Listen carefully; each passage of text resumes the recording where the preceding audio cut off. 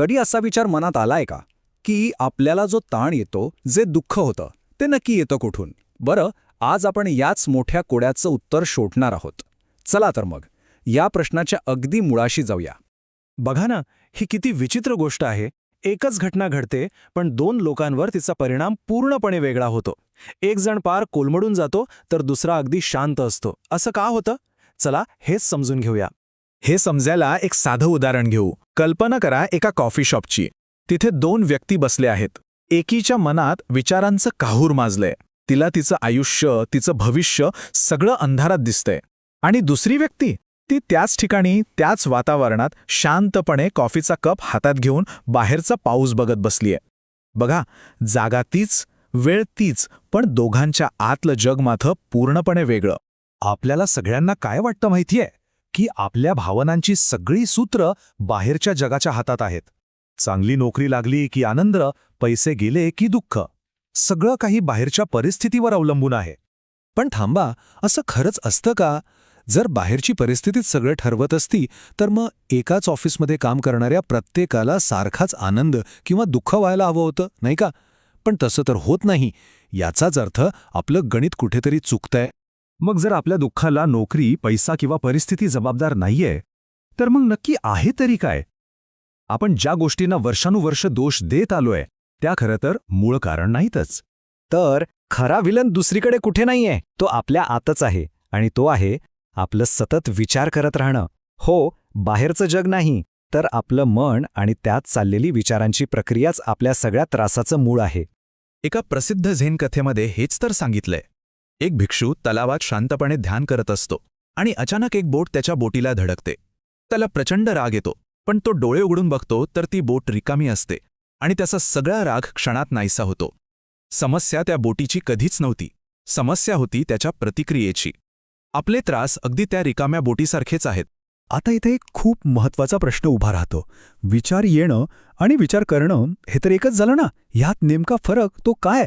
पण थांबा, ह्यातला अगदी छोटासा फरक समजून घेणं खूप खूप महत्वाचं आहे. बघा, जे विचार असतात ना, ते अगदी पावसाच्या सरींसारखे येतात, आपोआप, हलके भुलके, ताजे आणि काहीतरी नवीन घेऊन येणारे. पण विचार करणं म्हणजे आपण त्या आलेल्या विचारांना घट्ट पकडून ठेवतो, त्यावर आपलं मत लादतो.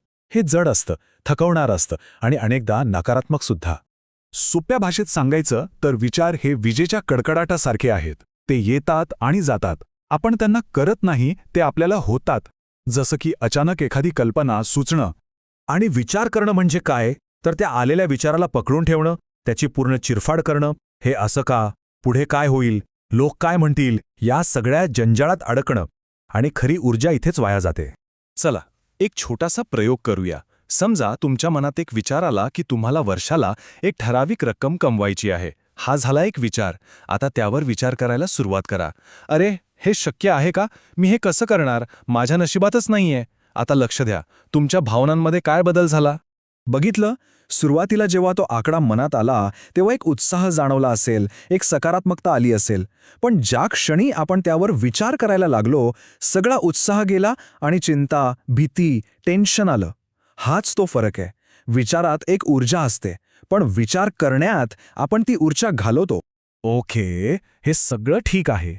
पण मग आता सगळ्यात मोठा प्रश्न, जर हे सततचं विचार करणं हेच दुःखाचं मूळ असेल, तर यातून सुटका कशी करायची?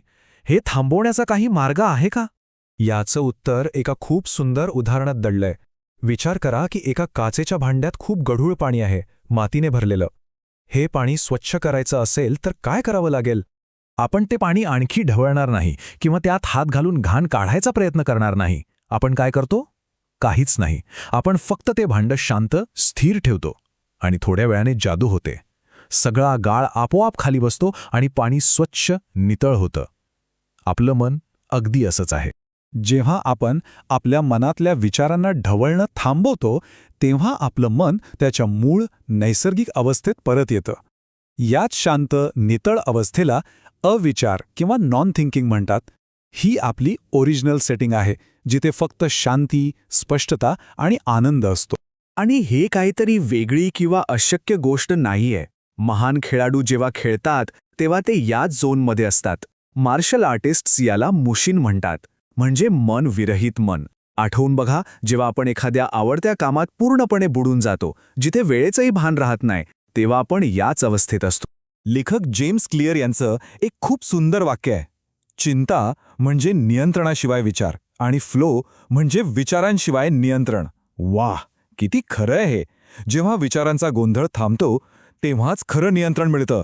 म्हणजेच काय तर आयुष्यातल्या मोठ्या प्रश्नांची उत्तरं हे कसं करू ते कसं करू असा सतत विचार करून मिळत नाहीत. आपलं खरं काम आहे फक्त मन शांत ठेवून त्या आतून येणाऱ्या उत्तराला, त्या नैसर्गिक प्रेरणेला आत येण्यासाठी जागा करून देणं. उत्तरं बाहेरून नाही, आतूनच येतात.